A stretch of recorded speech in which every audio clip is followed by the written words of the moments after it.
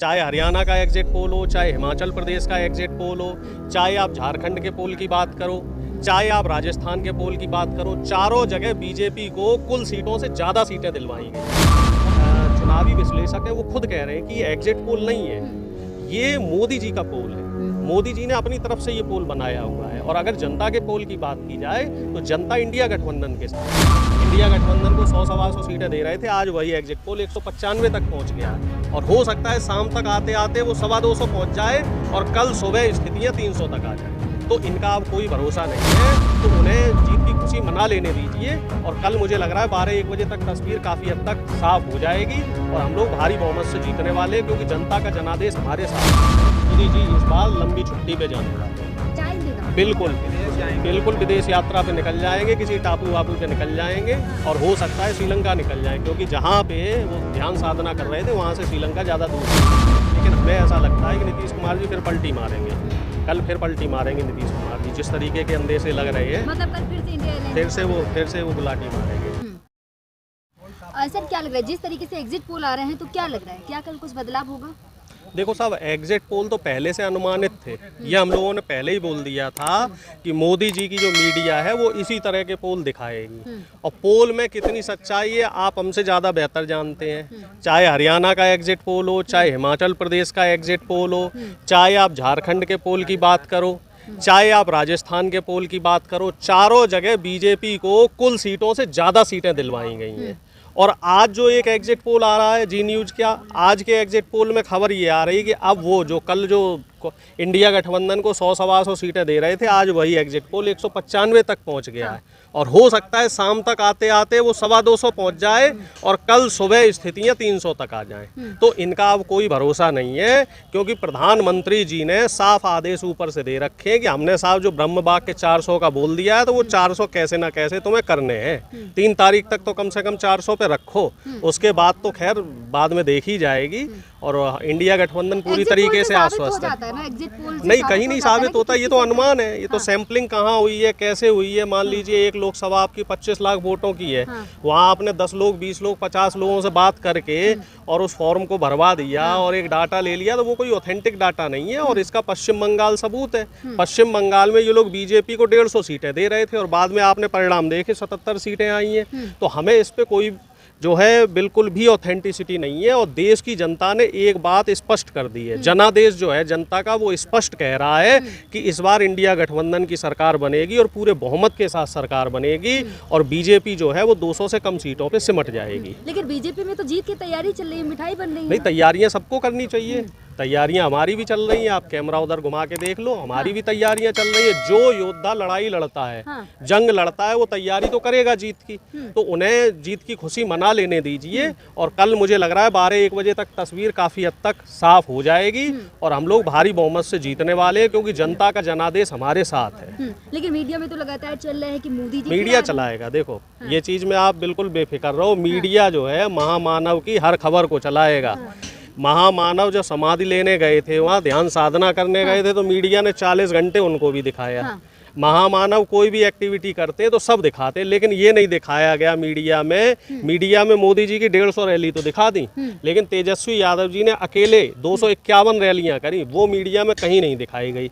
अकेले राहुल गांधी जी 4000 किलोमीटर तो पैदल चले और 6000 किलोमीटर बाद में लगभग 6500 किलोमीटर उन्होंने जो है न्याय यात्रा करी, लेकिन उसको कभी भी मीडिया तवज्जो नहीं दे रहा। मीडिया तवज्जो दे रहा है मोदी जी की माँ से मुस्लिम, मंगलसूत्र, गाय भैंस, इस चीज़ को। लेकिन जो संविधान को लेके, युवाओं की नौकरियों को लेके, बेरोजगारी को लेके, अग्निवीर योजना को लेके, इसको लेके जो विपक्ष इंडिया गठबंधन जो मुद्दे उठा रहा है, सरकार से जो सवाल कर रहा है, लेकिन मीडिया कह रहा है, जो एक बड़ा चैनल है, उस बड़े चैनल के पत्रकार कह रहे हैं कि साहब हमारे चैनल पे ये जो विपक्षी जो मुद्दे हैं इनको जगह देने की ज़रूरत नहीं है। ये ऑन रिकॉर्ड उन्होंने बात की है, जो अपने आप को बड़ा पत्रकार कहते हैं, जो अपने आप को बड़ा चैनल कहते हैं। और जबकि मीडिया का काम ये होना चाहिए कि दोनों तरफ की बातें दिखाई जाए।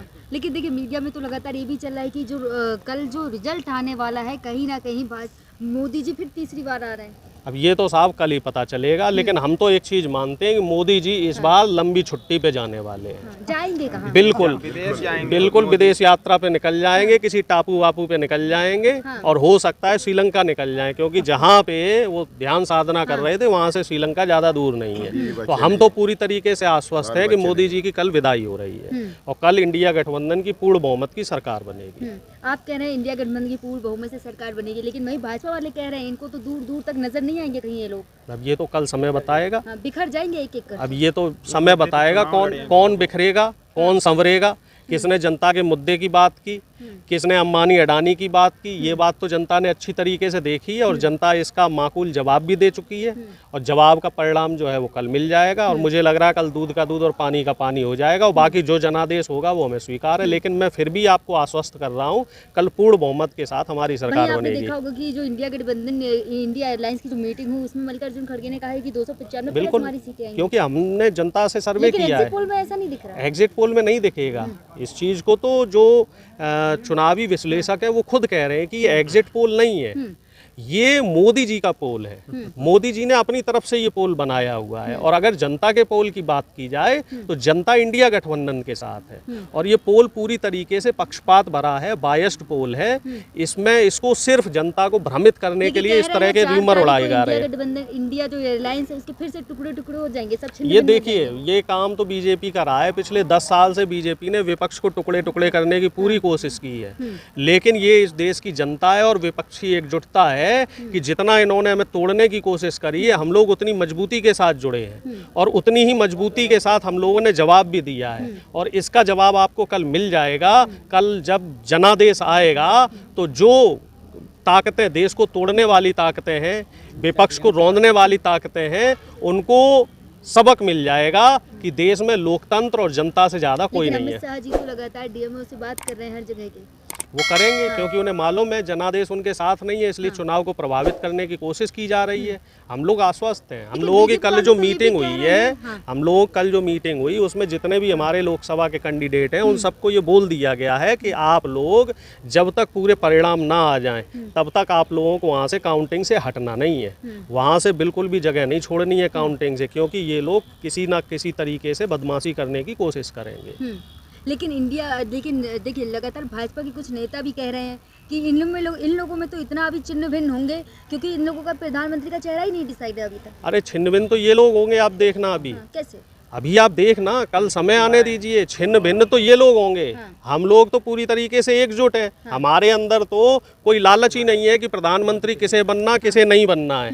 हम लोगों के लिए तो सीधा है कि हम तो संविधान बचाने की लड़ाई लड़ रहे हैं, आरक्षण बचाने की लड़ाई लड़ रहे हैं, हम लोग युवाओं को नौकरी के लिए संघर्ष कर रहे हैं, हम लोग किसानों की एमएसपी की बात कर रहे हैं, हम लोग मजदूरों की जो मजदूरी बढ़ाने उसकी बात कर रहे हैं, हम जनता के मुद्दों की बात कर रहे हैं। तो हमारा तो छिन्न भिन्न होने का प्रश्न ही नहीं है। हमें तो जितना तोड़ना था मरोड़ना था वो काम मोदी जी ने कर लिया। नीतीश कुमार जी क्यों मोदी जी से मिलने आए? अब ये नीतीश कुमार जी बेहतर बता सकते हैं, उनकी क्या मजबूरी है, क्या उनके मन में चल रहा है, ये चीज़ वो ज़्यादा बेहतर जाने। लेकिन हमें ऐसा लगता है कि नीतीश कुमार जी फिर पलटी मारेंगे, कल फिर पलटी मारेंगे नीतीश कुमार जी। जिस तरीके के अंदेशे लग रहे हैं, मतलब कल फिर से इंडिया एयरलाइंस फिर से वो गुलाटी मारेंगे, जो मुझे लग रहा है।